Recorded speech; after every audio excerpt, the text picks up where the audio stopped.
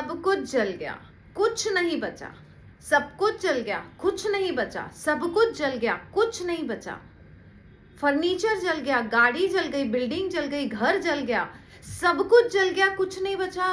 आपको समझ में आ रहा है ये जो शब्द बोल रहे हैं वो खुद बचे हुए हैं और ये नजर नहीं आ रहा है। मैंने देखा लखनऊ कांड हुआ, एक लेडी चिल्ला चिल्ला के बार बार बोल रही है कुछ नहीं बचा, सब चले गए, रुपये पैसे भी सब चले गए, कुछ नहीं बचा है भैया, खाने तक कुछ नहीं है। जो पैर बस यही है साथ में और कुछ भी नहीं है। कुछ नहीं बचा। अरे तुम बची हो देवी जी।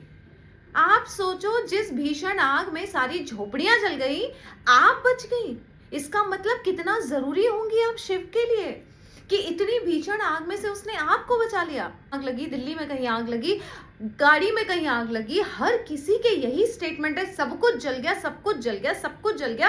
अरे आप अपने आप को क्यों नहीं देख रहे? आप नहीं जले और आप बचे हैं।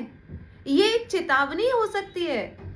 मैंने एक वीडियो बनाया था, 4.5 लाख व्यूज आए थे। 4.5 लाख में से क्या जितनी भी हादसे उन्होंने, उनमें से किसी एक ने भी मेरा वीडियो नहीं देखा होगा? देखा होगा, लेकिन क्या समझा होगा मैं क्या कहने की कोशिश कर रही हूँ? बहुत लोगों ने ताने मारे, डराने की कोशिश कर रहे हो, व्यूज बढ़ाने की कोशिश कर रहे हो। यही तो कहा था आग लगेगी और शिव का हाथ पकड़ लीजिए, प्रलय आएगा, शुरू हो चुका है, अगले 4 साल तक ये चलता रहेगा। कोई सुनने की कोशिश नहीं कर रहा, समझने की कोशिश नहीं कर रहा, ताने मार रहे हैं।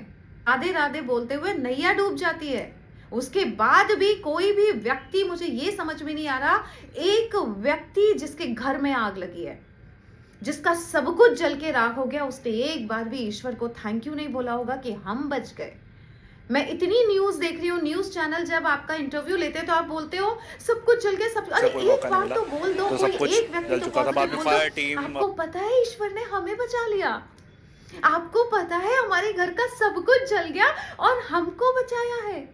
ये मुस्कुराहट भी तो आपके चेहरे पे आ सकती है जब आप न्यूज चैनल वाले को अपने घर के जलने की खबर सुना रहे हो। कितनी खुशी की बात है कि आप बच गए, आप सही सलामत हैं। मटेरियलिस्टिक चीजें वापस से गेन की जा सकती हैं, घर बनाया जा सकता है, कार खरीदी जा सकती है, दोबारा कमाया जा सकता है अगर आप जिंदा हैं और आप बच गए हैं।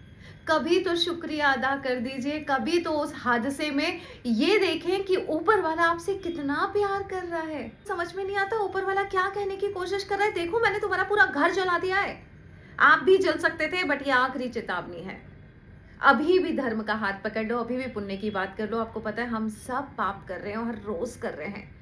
हम में से कहते हैं ना, वो एक गाना है ना कि यार पते की बात सुनो, ऐसा एक इंसान चुनो, जिसने पाप ना किया हो, जो पापी ना हो। हम सब पापी हैं। हम सब ने कभी ना कभी किसी बच्चे को थप्पड़ मारा है, किसी टीचर को गलत कहा है, किसी संत पे उंगली उठाई है, कभी माता पिता से ऊंची आवाज में बात की है, कभी बहन के साथ गलत किया है, कभी भाई के साथ गलत किया है, कभी किसी की चीजों पे नजर रखी, कभी किसी की प्रॉपर्टी पे हक जमाया है, कभी बुरा बोला है, कभी बुरा सुना है। ये सब पापों की लिस्ट में आता है। मुझे अब पता पड़ रहा है जब गरुड़ पुराण और स्कंद पुराण पढ़ रही हूँ।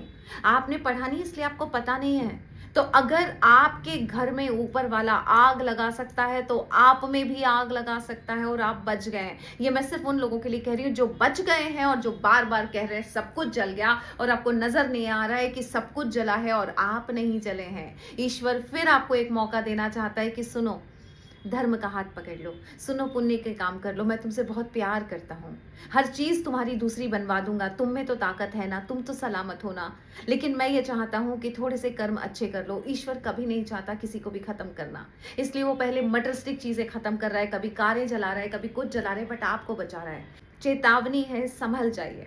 अगर आग की खबर सुन सुन के थक गए हैं ना, एक बात बता दूं, ऊपर वाला भी नहीं थका है, उसकी टीम अभी भी बहुत काम कर रही है।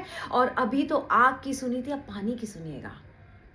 बाढ़ आ गई, मंदिर डूब गया, घर डूब गया, बिल्डिंग डूब गई, शहर डूब गया, गाड़ियां डूब गई, लोग गाड़ी में बैठे हुए थे वो डूब गए। एक सुनामी मुंबई में आ चुका है, अब पूरे विश्व में आएगा।